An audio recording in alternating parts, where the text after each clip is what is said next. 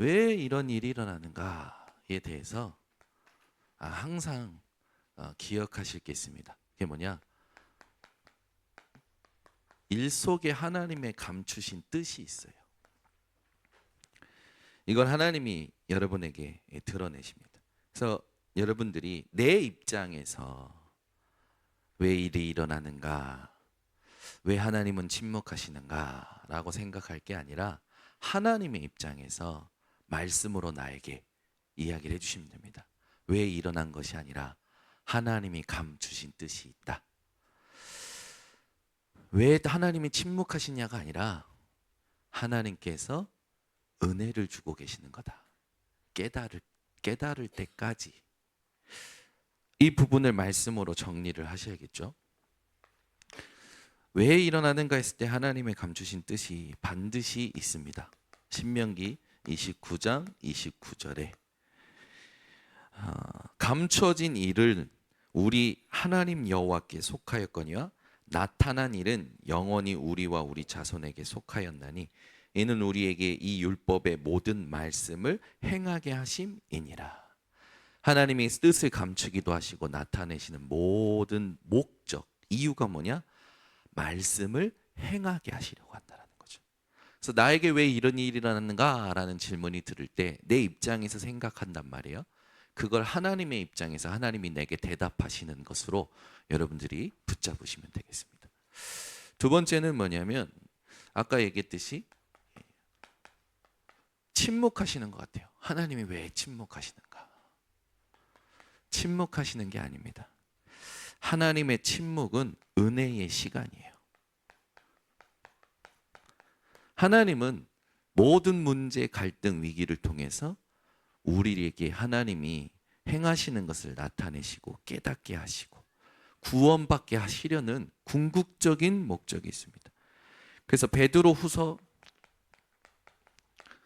3장 8절에서 9절 말씀, 여기에 여러분들에게 답이 되는 말씀이 있습니다. 그래서 여러분은 항상 내 입장에서 뭘 생각할 게 아니라 우리는 주로 내가 주어진 환경, 내 입장, 내 생각 속에서 모든 걸 생각하는데 하나님의 입장에서 여러분들에게 나 자신에게 다윗처럼 말씀을 하나님이 하신 일들을 하나님이 함께 하심을 확인시켜야 돼요. 구약 성경에 이스라엘이 불신앙하고 타락할 때마다 하나님은 이스라엘에게 명령하셨어요. 뭐라고 하셨냐면 나의 말씀을 기억해라. 여러분들이 어떤 상황이 올 때 막 쫓기잖아요. 거기에 꽂혀서. 그게 아니라 하나님이 내게 주셨던 언약을 기억하는 게 제일 첫 번째 하실 일입니다. 두 번째는 하나님의 은혜의 날들이 있어요. 지금까지 우리를 이끌어 오셨잖아요. 그 은혜의 여정을 기억하는 것이 하나님이 이스라엘에게 구약 성경에 말씀하신 두 번째였어요. 회복의 키였습니다. 세 번째는 뭐냐면 하나님이 함께하고 계신다라는 거죠. 우리 인천 번성교회 성도님들은 항상 무슨 일이 오면 당황해하거나 조급해하거나 나태해지지 마시고 구약 성경 통틀어서 세 가지 제가 찾아낸 거예요. 너무 방황하는 사람이 많고 너무 속단하는 사람들이 많고 너무 무기력한 사람들이 많아서 어떻게 할까 하다가 내가 받은 응답도 사실은 길이 아니잖아요. 성경 속에서 하나님이 말씀하시는 회복의 키가 뭘까 찾았어요. 세 가지로 딱 추려지더라고요. 하나님이 항상 불신앙하는 이스라엘에게 내 언약을 기억해라. 타락할 때마다 내 언약을 기억해라. 불평, 불만, 원망할 때마다 너를 지금까지 내가 이끌어왔던 거, 너에게 행했던 거, 너에게 은혜 줬던 거 기억해라. 새로운 일을 두고 내가 너와 함께하니까 두려워하지 마라. 놀라지 마라. 내가 할 거야. 내가 너와 함께한다. 이 세 가지가 우리 인천번성교회 성도님들에게 뭘 따라가는 기준이 되셔야 되냐? 말씀의 성취를 따라가는 키가 되셔야 됩니다. 모든 배에는 키가 있잖아요.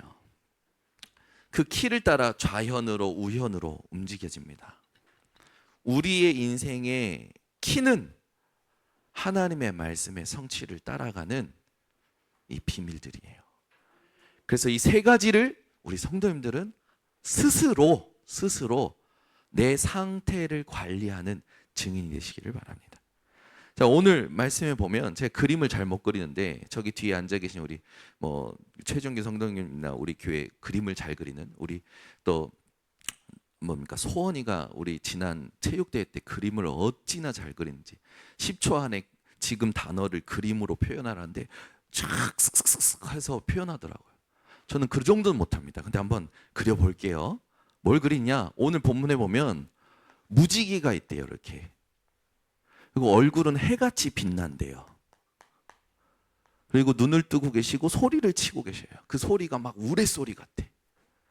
점점 여러분들 웃고 계십니다. 그리고 뭘 입었냐? 구름을 입었대요. 그 발은 불기둥 같대요. 저 불 잘 못 건립니다. 그런데 한 발은 바다에, 한 발은 땅에. 이런 주위에 강한 사자가 나와서 여러분 웃느라고 지금 메시지 집중 못하면 안 됩니다. 이런 강한 사자가 나와서 말씀을 선포하는 거예요. 그것도 미래에 대한 재앙을 얘기하는 거예요. 그런데 그 강한 천사가 뭐라고 얘기하냐? 이 말씀을 기록하지 말라고 그래요. 그 말은 뭡니까? 감추신다라는 거죠. 그리고 나서 그 두루마리를 먹으라고 해요. 그걸 먹는데 배에는 쓰고 입에는 달아요. 그런 의미들을 오늘 다 같이 찾아내셔야 됩니다. 여러분이 태양에 대해서 이해했다면 설명해 줄 수가 있어요. 하늘을 보고 저 태양을 보고 저게 태양이라 라고 말하는 건 그건 우리가 그렇게 들었으니까 얘기하는 거지. 저 태양에 대해서 설명할 수 있는 게 이해를 한 거거든요. 그렇게 따질 때 이건 엘리베이터야, 이건 자동차야, 이건 믹서기야, 이건 복사기야, 이건 컴퓨터야. 우리가 답은 얘기하지만 그걸 설명할 수 있으면 알지 못하는 겁니다. 그런 개념들로 우리가 인생을 살아갈 때가 너무나 많아요. 오늘 말씀을 가지고 하나님께서 기록하지 말라는 건 뭐냐? 감추신다라는 거예요. 하나님의 뜻을. 그러나 반드시 펴놓으셨습니다. 그 말은 뭔가 준비하셨다라는 거예요. 그리고 하나님은 그 말씀을 따라가라고 말씀하셔요. 그래서 붙잡은 말씀 제목입니다. 다 이해하지 못해도. 분명히 지금 일어나는 모든 일에는 하나님의 뜻이 있어요. 근데 지금 이해할 수가 없다니까. 이해가 안 된다니까요.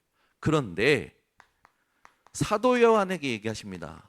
너는 말씀을 가지라, 먹으라, 예언해라.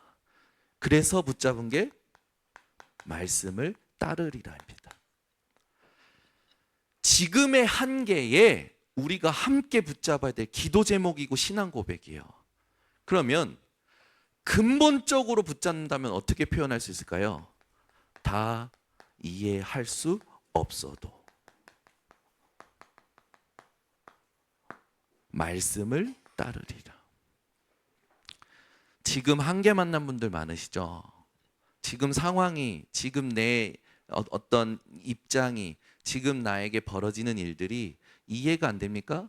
이해하지 못해도 하나님 감추신 뜻이 있기에 말씀 따라가시기를 바랍니다. 근본적으로 우리의 절대 불가능을 인정하시면 돼요. 다 이해할 수 없습니다. 우리는 하나님을. 바울도 그 깊이와 높이와 넓이와 길이를 나는 알 수가 없다. 하나님의 사랑에 대하여. 나의 절대 불가능을 인정하시고 절대 가능인 말씀을 따라가는 신앙을 회복하시길 바랍니다. 부모가 아이를 사랑합니다. 그래서 이 아이를 이렇게 도와주고 싶어요. 그런데 이 아이가 그걸 이해할 수 없는 시간표라면 부모는 말하지 않고 기다리되 준비하고 있죠. 그러다 그 아이가 그걸 감당할 수 있는 시간이 될 때 나타냅니다. 우리 성도님들이요, 두 가지 신앙 고백이 모든 상황, 모든 날, 모든 시간표에 고백되시기를 예수 그리스도로 축원합니다. 그렇다면 오늘 본론으로 들어가서 오늘 말씀을 보면 펴놓은 작은 두루마리가 있어요.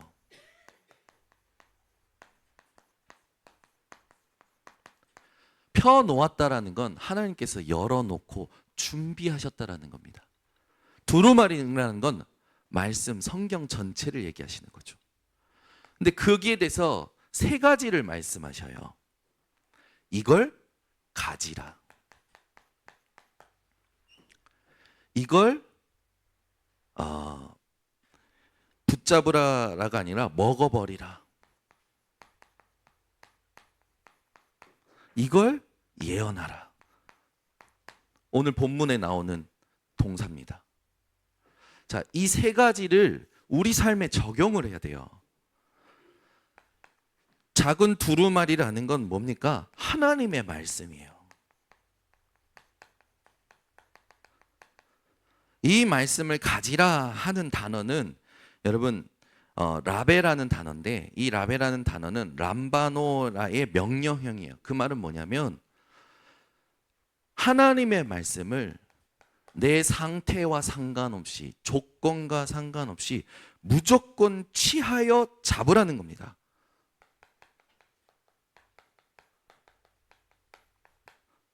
여러분, 하나님께서 스스로는 구원받을 수 없는 우리에게 예수 그리스도의 생명의 밧줄을 던지셨어요. 살려면 붙잡아야 돼요. 말씀을 이해해서 붙잡는 게 아니라 말씀을 하나님이 하셨기 때문에 붙잡는 게 믿음입니다. 여러분, 여기 계신 분들은 하나님을 믿기 때문에 이 자리에 있잖아요.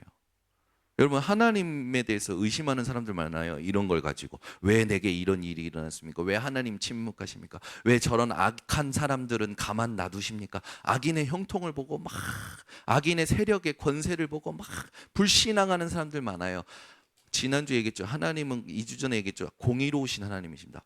반드시 심판하십니다. 중요한 건 믿는 내가 집중해야 될 것은 문제 자체가 아닙니다. 그래서 말씀드렸잖아요. 문제에서 제자를 빼버리라고요. 그럼 뭐가 됩니까? 문이 됩니다. 아시겠죠? 근데 자꾸 우리는 문제 자체를 붙잡는 삶을 살아요. 문제가 없는 삶은 없습니다. 문제가 없는 삶을 살려고 하지 마시고 하나님이 함께 하시는 삶을 사시기 바랍니다. 그러면 문제가 없는 삶을 살게 됩니다. 그럼 무조건 붙잡으라 라고 했을 때 잠언서 4장 13절에 있듯이 말씀을 굳게 잡아 놓치지 말고 지켜라. 이것이 내 생명이니라. 왜 말씀을 우리가 굳게 붙잡습니까? 말씀이 생명이기 때문에. 그래서 중요한 게 뭡니까? 말씀의 흐름 속에 들어가셔야 됩니다.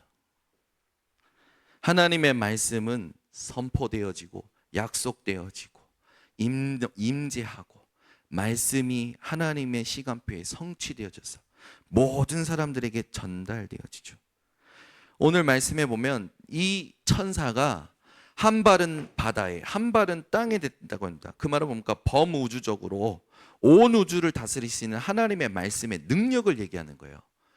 그래서 우리의 모든 주파수는 하나님의 말씀에 맞춰야 됩니다. 여러분의 모든 주파수는 하나님의 말씀에 맞추셔야 돼요. 여러분의 모든 신경, 여러분의 관심, 여러분의 모든 계획이요, 그 주파수들이 하나님의 말씀에 맞춰지기를 하나님은 명령하십니다. 상태가 좋아서 신앙생활하는 게 아닙니다. 하나님이 절대 주권 속에서 나를 선택하셨고 나를 하나님의 자녀로 축복하셨어요. 그리고 하나님은 명령하셨어요. 그 여러분들은 말씀이기 때문에 붙잡으면 되는 겁니다.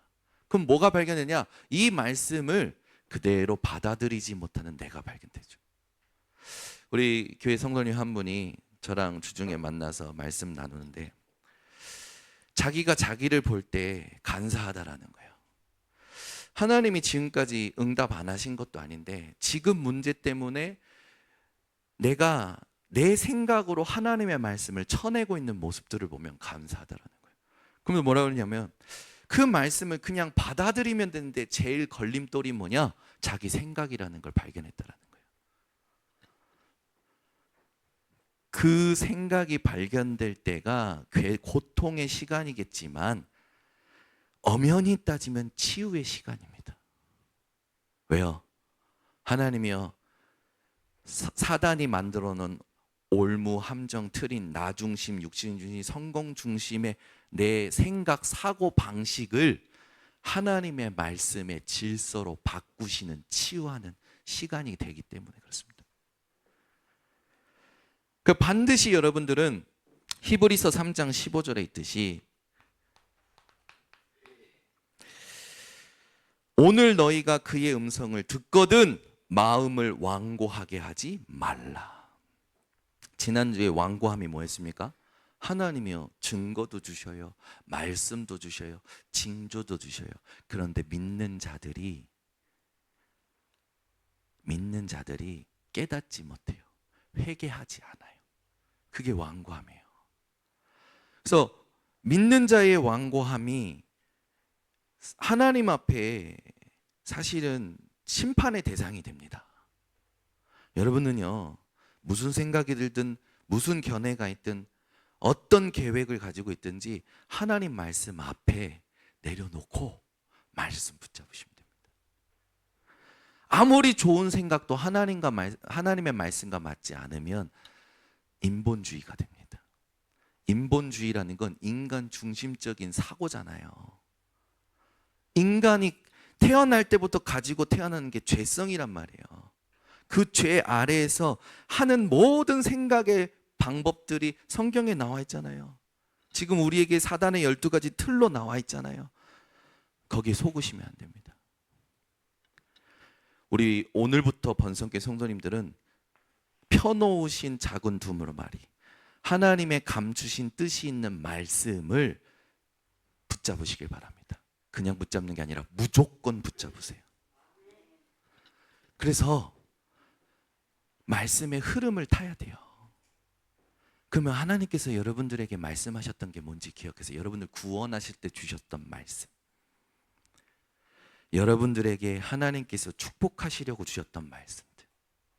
어떤 분은 그러더라고요. 자기가 구원받을 때 하나님의 말씀이 뭐냐? 수고하고 무거운 짐진 자들아 다 내게로 오라. 내가 너희를 쉬게 하리라. 자기가 일을 하면서 사업을 하면서 하나님 주셨던 말씀이 뭐냐? 아브라함에게 주셨던 것처럼 너를 복의 근원이라, 복이라 할 것이라. 좋습니다. 뭐든지 좋아요. 하나님이 여러분들의 인생에 구원을 베푸시고 여러분의 삶 속에서 일을 시작하실 때 주셨던 모든 말씀들을 기억하세요. 그걸 붙잡고 계세요. 어떤 상황이 와도 하나님은 그 말씀에 모든 상황을 다스리는 그 축복을 여러분들에게 보여주실 겁니다. 그럼 두 번째는 두루마리 이 부분을 기록하지 말라고 하면서 하나님께서 뭐라 하냐면 이걸 먹어버리라고 그래요. 무슨 의미냐? 이 하나님의 말씀을 나의 복음으로 삼으라는 거예요. 나의 말씀으로 붙잡으라는 거예요. 단순히 수용하는 게 아니라 우리가 음식을 먹어서 소화시키고 흡수하듯이 내 것이 되도록 만들라는 겁니다. 말씀이 내 것이 되면 사람마다 가지고 있는 언어가 있어요. 그렇죠? 저희 딸들은요 언어 세계의 훈련을 어렸을 때부터 받았어요. 대구 가면 장인어른 장모님께서 사투리를 쓰십니다. 우리 딸들은요 늘 사투리 흉내내기에 바빠요. 그리고 이제 여기 또 인천 오면요 표준어 씁니다. 서로. 저 친할아버지 만나면 전라도 사투리 쓰기 바쁩니다.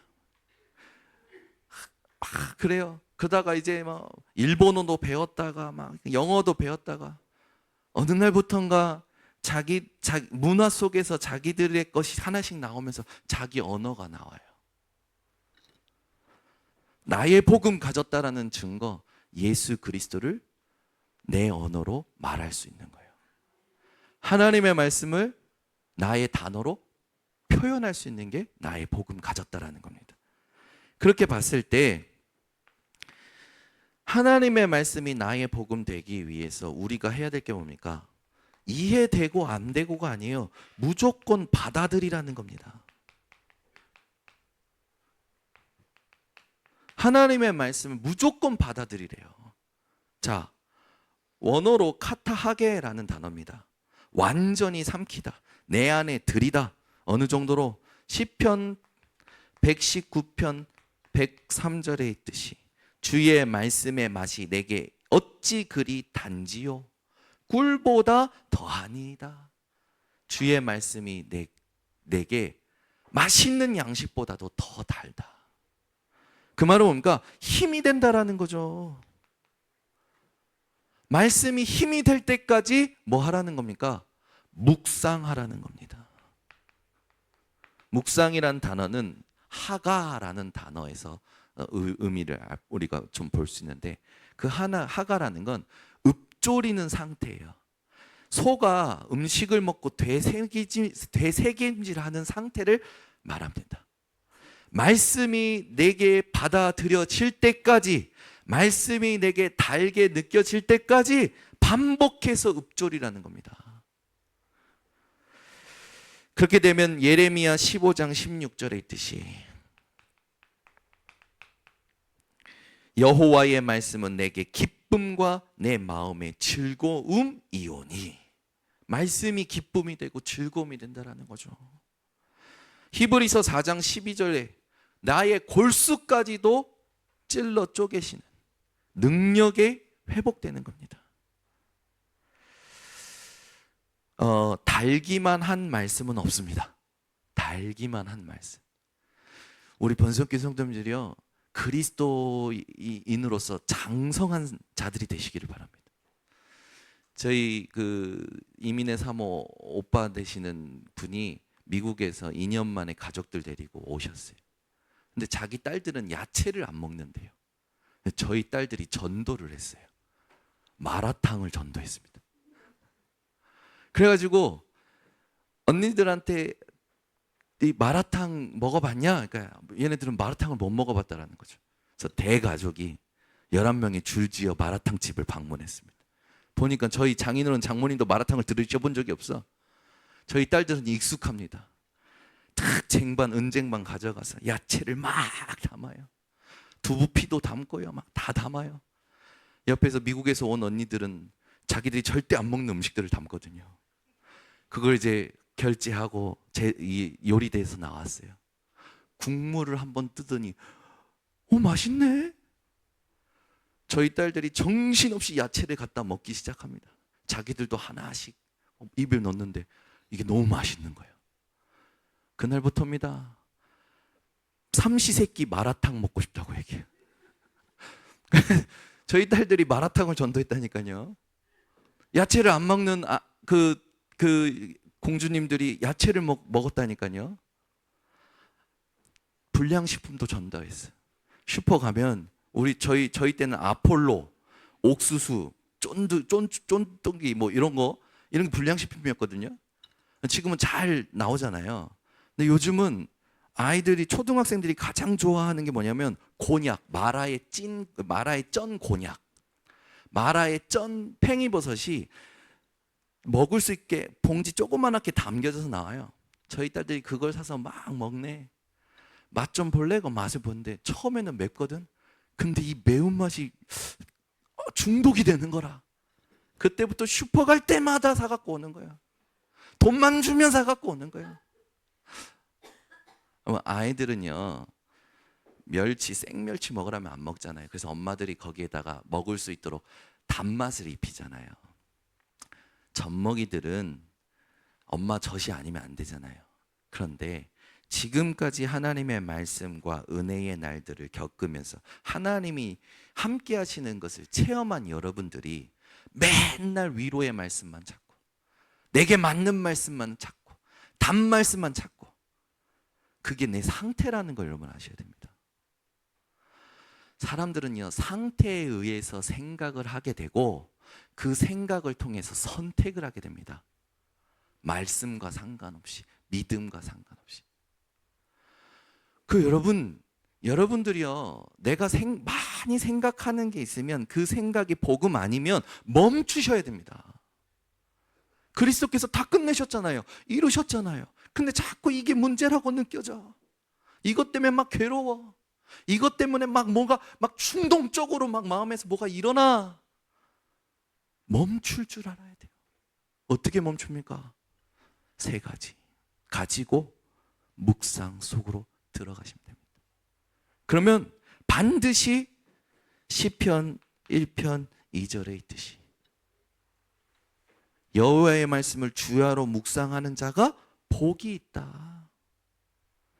뒤에 말씀에 나오죠. 3절부터 쭉 보면 시냇가에 심은 나무가 철을 따라 열매를 맺으며 말씀을 완전히 받아들이고 그 말씀 묵상하는 자에게는요, 하나님께서요, 마르지 않는 은혜와 열매를 계절마다 시간표마다 주신다고 하셨어요. 그러면서 뭐라 하냐? 형통하게 하신다. 그래서 여러분들은 말씀을 그냥 묵상하지 말고 깊이 묵상하시기 바랍니다. 단순한 이해가 아닙니다. 말씀을 내 삶 속에서 소화시키는 겁니다. 우리 성도님들께서 이런 삶을 살도록 오늘 말씀을 주십니다. 이 말씀이 내 것이 되면 그때는 뭐가 됩니까? 나의 전도가 나오죠. 말씀이 내 것이 돼야 진짜로 얘기해 줄 수 있는 거 아닙니까? 내가 맛도 안 보고 이해도 못했는데 그리스도를 어떻게 얘기합니까? 음식을 우리가 이 음식 맛있어 라고 얘기할 때도 내가 먹어보고 말하잖아요. 그 감동을. 마찬가지예요. 비로소 하나님께서 사도 요한에게 얘기하시는 겁니다. 이 말씀을 너는 이 작은 두루마리에 쓰여진 이 말씀을 뭐라고요? 예언해라, 전하라. 자, 그러면 우리가 삶 속에서 이 말씀을 전할 때 하나님의 말씀을 가지고 말씀드립니다. 여러분의 시간표 때문에 그동안 이해시키려고 상태라는 단어도 얘기했고 이해시키려고 여러 가지 꼬신 거예요. 한번 해봐라. 근데 말씀을 가지고 합니다. 하나님은 오늘 본문도 그렇지만 예수님께서 지상 명령하신 것이 뭐냐? 전도를 명령하셨어요. 무조건 전하라고 하셨습니다. 우리는 자꾸 상황을 봅니다. 사람을 봅니다. 아니에요. 내 믿음을 누리는 연장선에서 전하는 것이 전도예요. 그렇기 때문에 상황도 상관없고 상태도 상관없는 겁니다. 아멘. 오늘부터 만나는 모든 사람에게 내가 만난 예수 그리스도, 내게 성취하신 하나님의 말씀들을 믿음의 연장선에서 전하시기를 바랍니다. 예레미야 20장 9절에 보면 내가 다시는 여호와를 선포하지 아니하며 그의 이름으로 말하지 아니하리라 하면 나의 마음이 불붙는 것 같아서 골수에 사무치니 답답하여 견딜 수 없나이다. 자, 보세요. 여러분이 말씀 가지고 내 것이 되면 말하지 않으라고 해도 말할 수밖에 없어요. 말하지 않고는 견딜 수 없는 상태가 됩니다. 그런데 말하는 게 어려워. 무슨 말입니까? 말씀이 내 것이 안 된 거예요. 말씀 자체를 안 붙들고 있는 거죠. 내 입장에서 모든 걸 생각하고 있는 거예요. 그러니까 사단의 올무, 틀, 함정에 빠져서 계속 불신자처럼 하나님 없는 것 같이 의심하고 있는 거예요. 이게 하나님 원하시는 겁니까? 아니잖아요. 우리 성도님들께서 단순히 전하는 게 단순히 미래를 말하는 게 아니라 하나님의 뜻을 내 것으로 선포하라는 전도를 회복하시길 바랍니다. 고린도전서 9장 6절에 보면 9장 16절입니다. 내가 복음을 전할지라도 자랑할 것이 없음은 내가 부득불 할 일임이니라. 당연한 거라는 거예요. 하나님이 주신 말씀과 은혜와 함께 하심 속에 나를 통해 이루어 가시는 그 모든 부분들이 당연히 전할 수밖에 없는 할 일이라는 거죠. 그래서 디모데후서 4장 2절에는 뭐냐? 때를 얻든지 못 얻든지 너는 말씀을 전하라 라고 했어요. 그래서 중요한 게 뭡니까? 여러분이 캠프의 주역이 되셔야 됩니다. 캠프라는 건 뭡니까? 캠프란 하나님의 창조의 빛을 비추는 거요. 그 창조의 빛 속에 내가 들어가는 거예요. 그 창조의 빛 속에 들어가면 모든 게 드러납니다. 하나님의 계획이 드러나요. 하나님의 숨은 계획이 드러나요. 그래서 성령의 인도를 받게 됩니다. 내 시간표가 아니라 하나님의 시간표를 두고. 그걸 모든 사람과 봐요. 그래서 모든 사람과 다 살아나게 되죠. 그러면서 뭐 하게 됩니까? 하나님께서 지금까지 나를 통해서 행하셨던 모든 것들이 확인되면서 내가 받았던 훈련들이 확인이 돼요. 아, 내가 준비되었구나. 내가 준비 안 되었구나. 이게 확인이 되는 거예요. 그래서 준비된 자에게는 이 하나님이 원하시는 전도가 캠프가 되어집니다. 결론이 돼요, 결론. 준비 안 된 자에게는 하나님의 인도를 받는 시작이 되어지는 거죠. 그래서 계속 인도받게 되면 다 사는 거예요. 이걸 지금 확인하고 있습니다. 우리 성도님들이요, 하나님이 원하시는 이 캠프의 주역이 되시기를 바랍니다. 지금 우리 교회가 반복 캠프로 계속 하는데 하나님 캠프할 때마다 현장에 준비하신 응답들을 주시는데요. 그게요, 준비된 말씀, 준비된 문, 준비된 시간표, 준비된 제자, 준비된 경제의 응답까지 다 와요. 하나님이 다 준비해 놓으셨구나가 확인이 되는 거예요. 그래서 캠프는 행사가 아니라 훈련의 장이요, 캠프는 하나님의 절대 계획을 이루는 시간표입니다. 그래서 이 캠프의 주역이 되셔야 돼요. 우리 교회 성도님들이요, 이 전도를 두고 기억해야 될 말씀이 있습니다. 캠프한다 했을 때 이 캠프는요, 그래서 순종의 자리가 되는데 에스겔 3장 19절에서 21절에 보면 파수꾼에 대해서 얘기하시면서 네 옆에 있는 자에게 네가 복음을 전했을 때에 그 사람이 회개치 않는 건 그 핏값이 그 사람에게 간다. 그러나 네가 복음을 전하지 않으면 그 핏값을 내가 너한테 물을 것이다. 똑같이 말씀하시는 곳이 있습니다. 33장 1절에서 16절. 파수꾼으로서 해야 될 사명이 뭐냐? 우리를 하나님의 은혜를 먼저 경험하게 하신 그 목적이 뭐냐?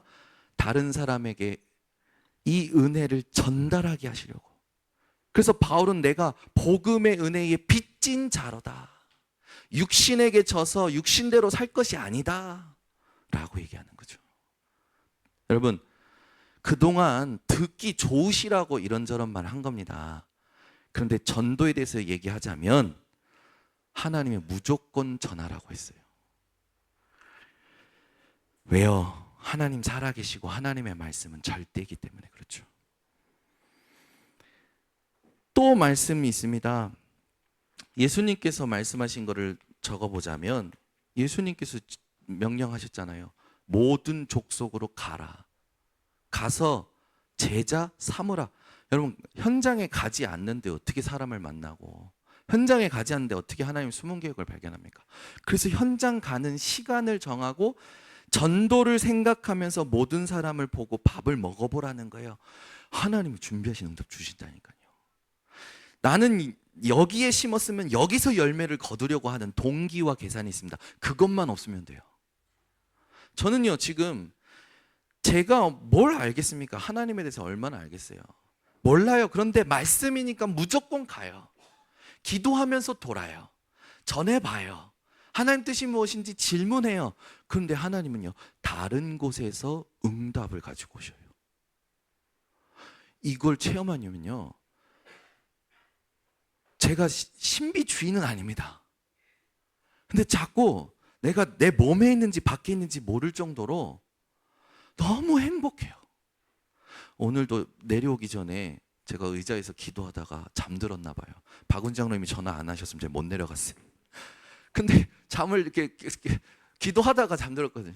잠들었는데 어떻게 느껴지냐면 어느 따스한 오후 주말에 아무도 나를 건들지 않고 내가 너무 지금 이 잠이 너무 행복한 거예요. 근데 전화가 울려서 딱 깨는 순간 어머 지금 예배 드리러 내려가야 되는데 설교 시간에 혼자 웃으며 내려오는 거예요. 하나님, 내가 이래요. 근데 그 말은 뭡니까? 제가요, 현실의 상황과 상관없이 하나님 함께 하시는 것을 누리고 있다는 거잖아요. 그 반증이잖아요. 여러분, 제가 이렇게 되기까지 많은 일들이 있었어요. 많은 엎어짐, 넘어짐, 고꾸라짐, 다시 일어났다가 다시 응답받았다가 다시 할렐루야 했다가 다시 감사합니다 했다가 또 다시 고꾸라지고 많은 연단의 시간들이 있었어요. 그럼 말씀이 생각나는 거예요. 연단의 인내를 이루고 인내를 통해서 소망을 이루려 하심이라. 환난을 통하여 연단, 그 연단을 통하여 인내, 인내를 통하여 소망을 이루시는 하나님, 나를 어떤 것에도 흔들리지 않는 반석 위에 교회의 축복을 누리는 절대 망대로 축복하시는 게 확인이 딱 되는 거죠. 여러분, 그것만 안 하면 됩니다. 내가 내 생각에 속지만 않으면 돼요. 마가복음 15장 16절에도 보면 말씀이 나오죠. 온 천하 만민에게 두루 전파하라. 믿는 자들에게 표적을 줄 것이다. 하나님이 치유하시겠다고 하셨지 우리가 치유하는 거 아닙니다. 그 사람이 치유받는 시간은 언제입니까? 믿을 때에. 이해해서 믿는 게 아니에요. 하나님의 은혜로 믿어지는 거죠. 하나님의 말씀이기 때문에 믿어지는 거예요. 하나님이 함께 하시니까 믿어지는 거예요. 사도행전 1장 8절, 오직 성령이 너희에게 임하시면 땅끝까지 증인 되리라. 자꾸요, 하나님께 해달라고 하지 말고 하나님이 나에게 원하시는 게 뭔지 거꾸로 뒤집어서 기도해 보세요. 그러면 답이 빨리 납니다. 복음 증거는 하나님의 명령입니다. 다시 말하지만 복음 증거는 내 상태와 상관없습니다. 그래서 핑계댈 것도 없습니다. 마음을 먹고 할 것도 아닙니다. 그런데 왜 자꾸 마음을 먹어야 되고 자꾸 상황이 핑계가 되고 자꾸 내 상태가 자꾸 곤란해질까요? 그게 창세기 3장, 6장, 11장에 각인 뿌리 체질된 나예요. 그만큼 하나님과 안 맞는 상태로 살아온 거예요. 전 복음 증거는 하나님의 명령입니다. 영적 군사인 우리는 명령에 살고 죽는 거예요. 군인은 명령에 살고 죽는 겁니다. 우리는 영적 군사라고 하나님 말씀하셨어요. 하나님의 말씀에 살고 죽는 게 우리의 기준이 돼야 돼요. 우리 모든 성도님들이요, 그래서 결론을 내셔야 됩니다. 어떤 결론을 내셔야 되느냐? 다 이해하지 못해도 지금의 한계를 다 이해하지 못해도 근본적으로 다 이해할 수 없어도 절대 불가능이었던 나, 말씀을 따르겠습니다. 이게 결론입니다. 요한복음 14장 6절, 내가 곧 길이요 진리요 생명이니 나로 말미암지 않고는 아버지께로 올 자가 없느니라. 로마서 16장 25절 27절, 이 부분을 체험했던 바울이 뭐라고 합니까? 영세전부터 감췄던 복음이 내게 지금 드러났고 이 복음이 세세무궁하도록 있는데 이게 무엇이 됐냐? 나의 복음과 나의 전도함이 되었다. 그래서 우리 성도님들은요, 세상에 미련 두지 마세요. 내가 자꾸 내 입장에서 이래 생각하고 저래 생각한 게 아직도 세상에 미련 두고 있는 겁니다. 예수님께서는 썩을 양식을 위하여 일하지 말고 영생하도록 있는 양식을 위하여 일하라고 했죠. 그 말은 뭔가 세상에 미련 두지 말라는 거예요. 지금 죽어도 아무것도 아닙니다. 우리 다 두고 갑니다. 의미 있는 거 없습니다. 우리에게 가장 의미 있는 건 하나님이 말씀하신 것과 하나님이 이끌어 오신 것과 하나님이 지금도 함께하고 계시는 거죠. 여러 가지 상황 속에 하나님의 존재까지도 의심하는 어느 사람들과 같이 행하지 마시고, 말세가 될수록 모이기를 패하는 사람들과 같이 행하지 마시고 하나님 모이기에 힘쓰는 증인들 되시길 바랍니다. 우리 교회의 모든 예배 출석률이 제일 좋으신 분이 정병일 성도님이에요. 저 뒤에 계신데 다 나오셔. 빠짐이 없어. 감사하죠. 하나님께 예배 드릴 수 있는 축복 속에 넣어주셨으니까. 우리는 무익한 출신이었어요. 우리는 심판받아서 영원한 지옥에 갈 수밖에 없는 인생이었습니다.